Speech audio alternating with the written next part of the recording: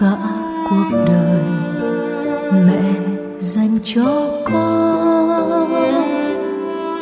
Có lẽ chẳng thể nào cha mẹ được hết công lao sinh thành, nợ suốt đời một lời xin lỗi. Cảm ơn mẹ vì luôn bên con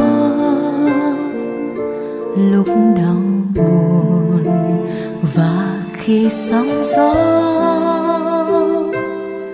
Giữa sóng tố cuộc đời, vòng tay mẹ chở che khẽ vỗ về, bỗng thấy lòng nhẹ nhàng bình yên.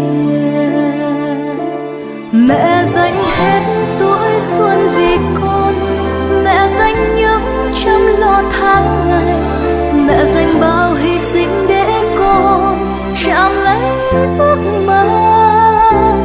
Mẹ là ánh sáng của đời con, là vầng trăng khi con lạc lối. Dẫu đi trọn cả một kiếp người, cũng chẳng hết mấy lời mẹ ru.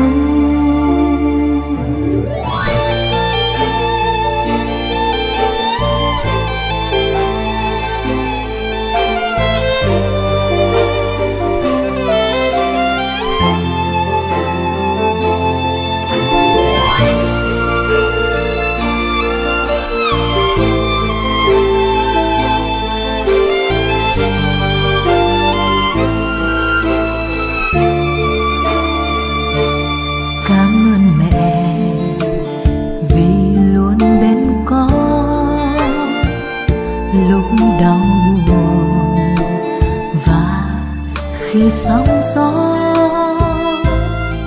Giữa giông tố cuộc đời, vòng tay mẹ chở che khẽ vỗ về, bỗng thấy lòng nhẹ nhàng bình yên. Nợ mẹ cả tuổi xuân vì con, nợ mẹ những chăm lo tháng ngày, nợ mẹ bao hy sinh để con chạm lấy ước mơ. Mẹ là ánh sáng của đời con, là vầng trăng khi con lạc lối.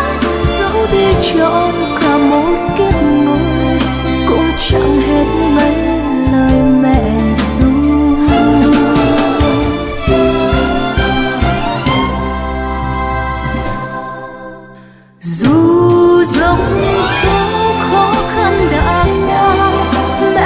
Dõi theo con phía sau, đường con đi thanh thang bước chân là nhớ có mẹ.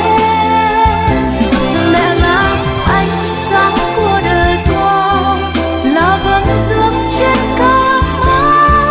Trái tim mẹ tựa như biển trời, là nơi chốn quay về bình yên. Trái tim mẹ tựa như biển trời, là nơi chốn quay về bình yên.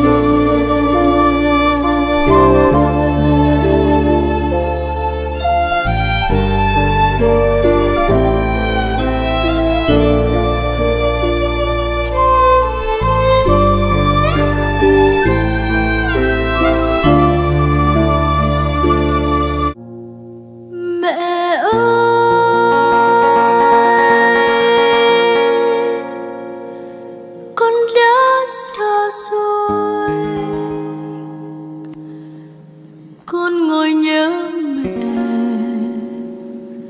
khóc như trẻ con. Mẹ ơi, con đã xa xôi.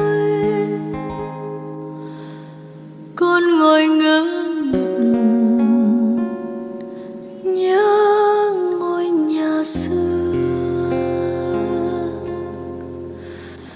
Ngày xưa cha ngồi uống rượu,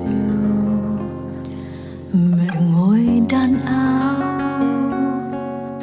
Ngoài hiên mùa đông cây bàng